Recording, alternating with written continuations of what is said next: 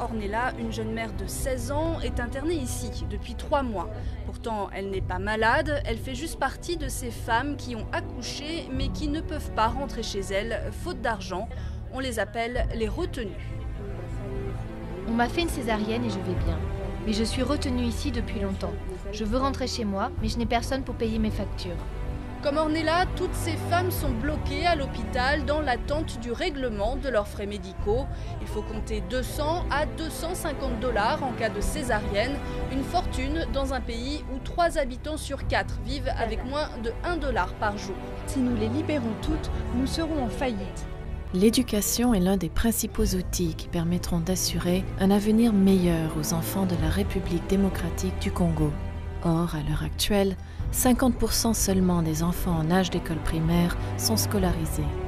Même si c'est un véritable défi de scolariser tous les enfants, les avantages que le Congo en retirera sont immenses. Avec la perte de mon mari, maintenant c'est difficile.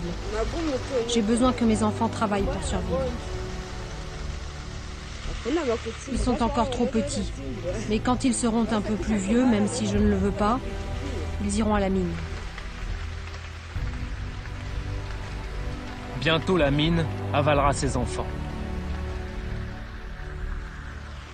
Vous savez, les enfants, quand ils travaillent dans les mines, ils ne demandent pas beaucoup. Il suffit seulement de lui donner un petit 500 francs pour acheter un beignet.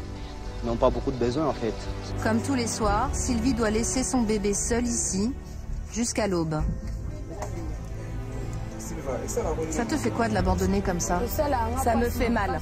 Ça me fait mal dans mon cœur. J'ai peur pour lui parce qu'ici, il y a souvent des serpents qui tombent de l'arbre et il y a plein d'insectes par terre. Au revoir bébé, je te laisse entre les mains de Dieu. Il va te protéger. Ne pleure pas, ne te réveille pas. Porte-moi chance pour gagner de l'argent et pouvoir te nourrir demain. Un même rituel, examen médical, les enfants sont pesés, mesurés, taille du bras, et le diagnostic est le même pour près d'un enfant congolais sur 10. Cet enfant est malnutri, son poids n'est pas normal, son PB, le périmètre brachial aussi n'est pas normal. Son poids à 1 an, 5 kilos au lieu de 7.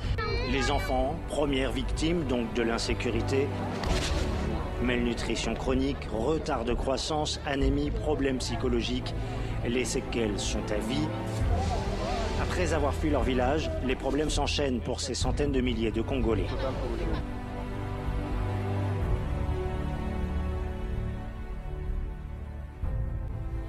Comment pouvons-nous nous taire?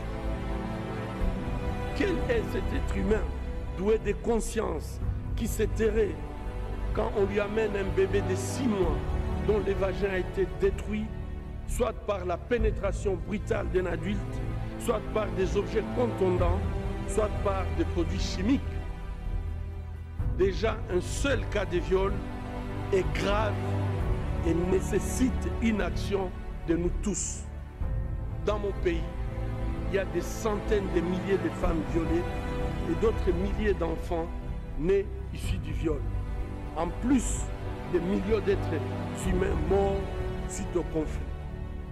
Dans le reste du monde, chacun se soulèverait d'indignation. Mais dans la société congolaise en perte de repères, les atrocités de masse passent dans l'actualité comme des simples faits divers, signe désolant d'une société traumatisée par trop de violence